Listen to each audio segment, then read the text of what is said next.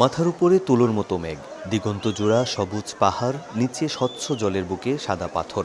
জল, পাথর আর পাহাড় সব মিলিয়ে এ যেন প্রকৃতির লেখা অপরূপ এক কবিতা।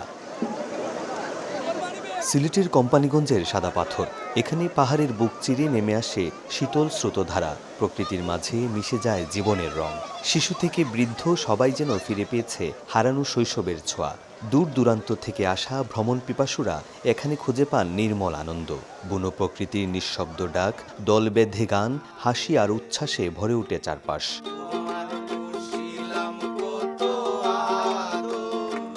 ঈদের ছুটিতে এই শান্ত পরিবেশেই ভ্রমণ পিপাসুরা খুঁজে নিচ্ছেন আনন্দের ঠিকানা। পাহাড় ঘেরা নিস্তব্ধতা আর ঠান্ডা জলের ছোঁয়ায় প্রাণ ফিরে পাচ্ছে ক্লান্ত দেহমন।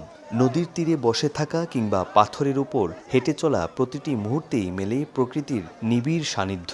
সাদা পাথরে গেছি, অনেক ভালো লাগছে, অনেক ঝাপাঝাপি করছি। বড় ভাই আর ছোট ভাই আর আমরা 3 ফ্যামিলি মিলে আসছি।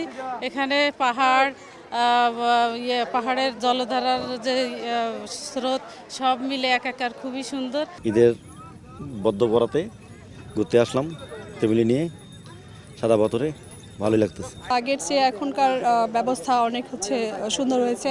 বিশেষ করে সাদা পাথরে নামার জায়গাটা, সিঁড়িটা সাইডের পাথর দিয়ে গুছানো হয়েছে, এটা আমার কাছে অনেক ভালো লেগেছে। খুবই ভালো লাগতেছে, কারণ আসলে জিনিসগুলো দেখতে অনেক সুন্দর, বাচ্চারা খুব উপভোগ করতেছে, সেজন্যই খুব ভালো লাগতেছে। 2021 আইসলাম দেখছি অনেক পাথর আছিল, এখন দেখি পাথরের উত্তর একবারে নাই, টোটালি পাথর নাই।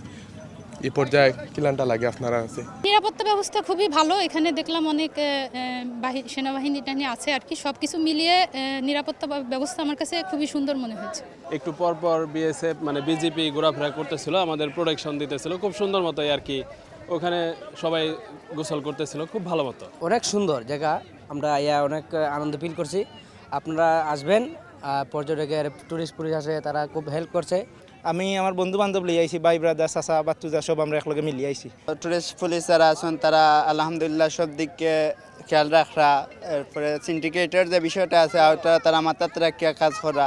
পর্যটকের ভিড়ে আবারও প্রাণ ফিরে পাচ্ছে স্থানীয় ব্যবসা।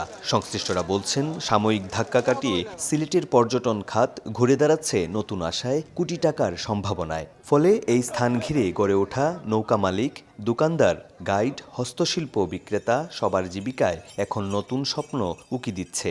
এই যে ঈদের পর্বে যেরকম মানুষ হচ্ছে, এরকম মানুষ আর কোনো সময় হয় নাই, অনেক মানুষ হয়েছে। আলহামদুলিল্লাহ, ব্যবসা অনেক ভালো হইতেছে। বাংলাদেশের অন্যান্য পর্যটন স্পটের তুলনায় সিলেটে এবার পর্যটক বেশি উপস্থিত হয়েছে। ইতিমধ্যে সিলেটের প্রায় সবগুলো হোটেল ফুল বুকিং। আমরা আশা করছি প্রায় 100 কোটি টাকার উপরে বিজনেস হবে। রমজান মাসে রেস্টুরেন্টগুলো বন্ধ থাকে, আমরা রেস্টুরেন্টগুলো একটু টুকটাক কাজকর্ম করাই যাতে সৌন্দর্য বর্ধনের জন্য।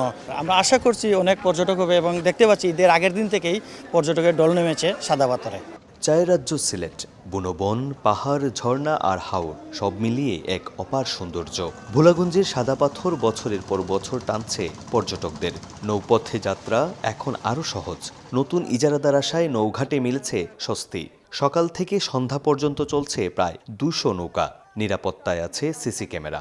সীমান্ত এলাকা হওয়ায় বিজিবিও রয়েছে সতর্ক অবস্থানে। 200টা নৌকা আছে আমাদের কাছে, মাঝিও 200 জন আছে। প্রত্যেকটা নৌকায় 8 জন করে যাত্রী যেতে পারে, 800 টাকা করে ভাড়া।